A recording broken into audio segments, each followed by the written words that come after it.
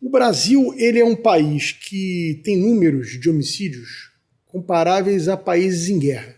O Brasil morrem por ano, já chegamos a quase 70 mil pessoas, hoje estamos em torno de 50 mil pessoas de homicídios por ano. Já fizemos o desarmamento da população, programas de desarmamento, enfim, um pouco adiantou, aumentou o número de homicídios depois de 2003, depois do Estatuto de Desarmamento, e nós vivemos uma epidemia de homicídios. O senhor é um homem que estuda profundamente a legislação, vive isso, né, no seu dia a dia. Eu queria saber a sua opinião. O que é possível fazer no Brasil para que a gente possa reduzir essas taxas de homicídio e fazer com que as pessoas se sintam mais seguras? O que a gente pode fazer em relação a essa questão? Bem, esse é um tema importantíssimo, sem dúvida nenhuma. É um tema que preocupa muito. Então, ontem mesmo eu assisti, fiquei impactado, como qualquer pessoa normal vai ficar impactada, com o filho de um apresentador, salvo engano, do norte. Eu vi também. Que o rapaz estava com 5 da manhã indo para a faculdade e tem a foto lá do rapaz no chão. Foi uma questão de assalto, aquela velha história do assalto celular, e você vê lá o rapaz jogado na rua, estirado no chão, morto, e o pai desesperado. A gente tem filho, a gente é inominável e a gente tem que vencer isso. Agora, nós já chegamos muito alto, tem aquela comparação de morre mais PM no Rio do que soldado israelense em Israel, onde a gente tem lá toda aquela questão do terrorismo. Guerra, né? Onde há um esforço de terroristas profissionais, né, tentando matar não só soldados, mas qualquer civil israelense, e morre mais PM aqui do que soldado lá. Então, alguma coisa de muito errada a gente tem. A PM do Rio de Janeiro, a gente precisa trabalhar, diminuir a letalidade da polícia, a polícia matando, mas a gente também tem que lembrar que é a polícia que mais morre. Sim. É a polícia que a gente tem mais suicídio, mais mutilado e mais perda de vida de policial, que são pessoas que estão ali. Então, eu quero desafiar qualquer pessoa a colocar um uniforme da PM e ir para a rua e ficar tranquilo. Porque só o fato dele estar com o uniforme, ele já é um alvo. Então, no Brasil, nós tivemos, salvo engano, no último ano, uma redução de 18 mil no número de homicídios. Então, essa ainda é altíssimo, sem dúvida nenhuma, mas eu acho que a gente está, salvo engano, na faixa de 42. Então, comparado com aquele índice histórico de 60, a gente Sim, tem uma redução grande. É uma redução grande. Parte disso pode se imputar à pandemia, que você diminuiu, né?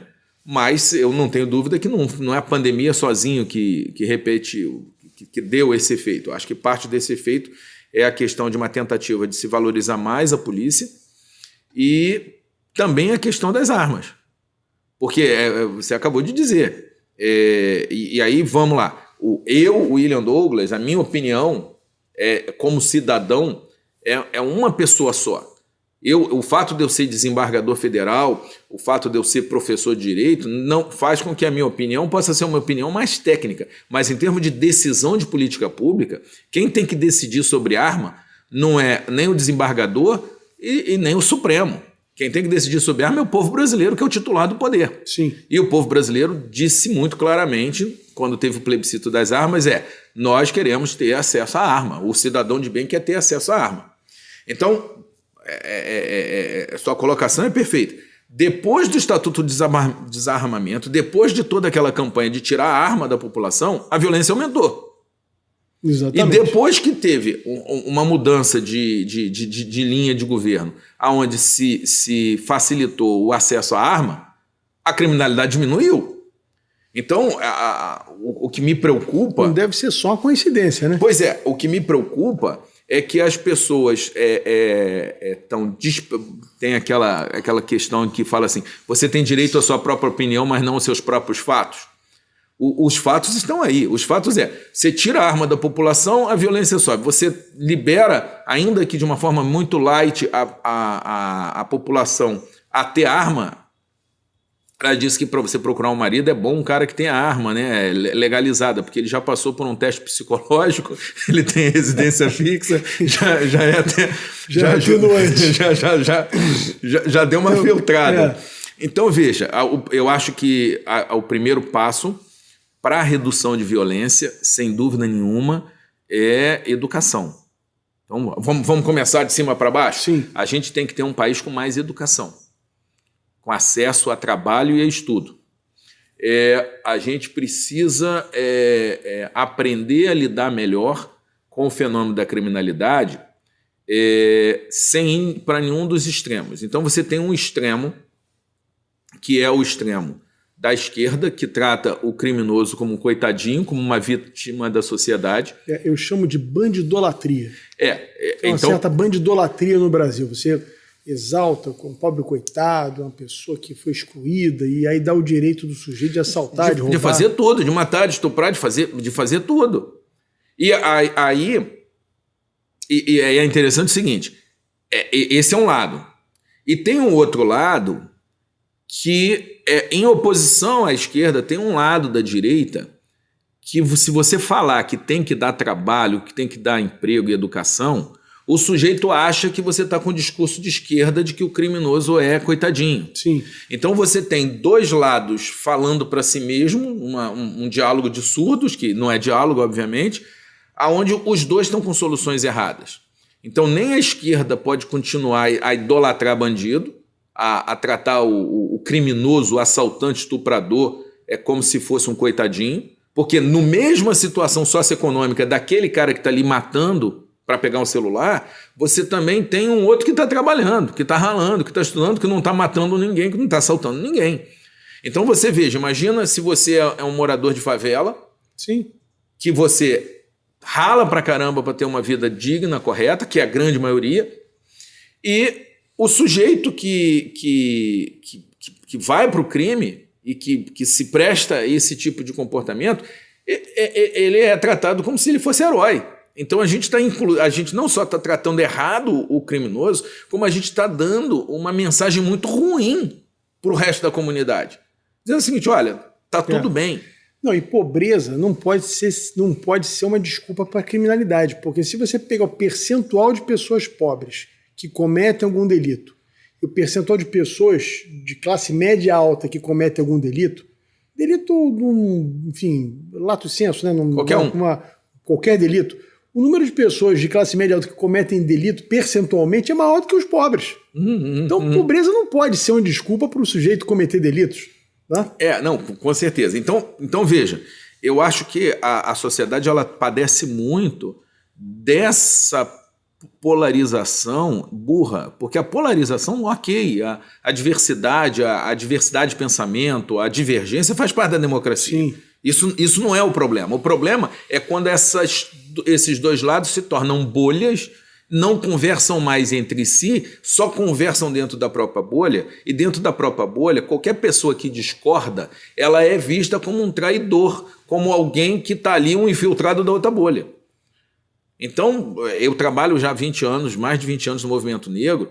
Você tem hoje no movimento negro, saem as teses mais absurdas, e qualquer pessoa que diz isso está errado, não, esse cara aí é racista. É racista. Então a pessoa não tem mais o direito de questionar. E a melhor pessoa para questionar uma imbecilidade falada pela esquerda é um cara de direita que conversa com ele. E a melhor pessoa para questionar uma imbecilidade falada por alguém de direita é um cara de esquerda que convive, porque tem uma outra visão de mundo.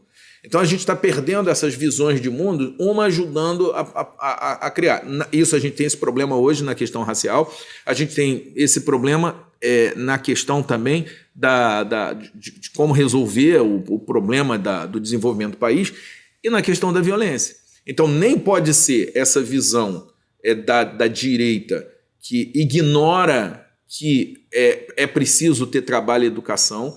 Olha só, eu sou ex-delegado de polícia, ex-defensor público. Eu frequentava cela. Então, eu sou o primeiro a dizer que concordo contigo que condição social e pobreza não é motivo para o cara cometer crime. Tá? Mas eu estava lá dentro das celas durante vários anos e continuo convivendo com essa realidade, tem o cara ali que ele realmente ele comete crime e é furto famélico. Essa realidade não tem como a direita fingir que isso não existe. Isso existe. Sim. É só ir lá e você vai ver que tem qualquer um que entra dentro de uma cela, e eu entrava, tanto como delegado como defensor, e não precisaria, porque tem quem entre, se você não quiser entrar. Você vê o cara ali, o cara não é bandido, o cara tem gente ali que é resultado de todo um processo. E isso é ignorado pela direita. Você tem que dar a oportunidade desse cara que quer sair do crime dele efetivamente ser reinserido na sociedade. Isso. Olha só, é o depoimento de quem entra dentro de cela e conversa com gente dentro de cela e vê a situação. Tem gente que é assim. Tem gente que realmente passa por esse problema. Não dá para negar. Agora, também não dá para você tratar criminoso, assaltante, estuprador como se fosse coitadinho, como se fosse uma vítima da sociedade. Hoje você tem uma situação em que o policial tudo que ele faz é suspeito. Sim. E o criminoso, tudo que ele fala é verdade. Uma bala perdida de bandido, não é uma coisa impressionante.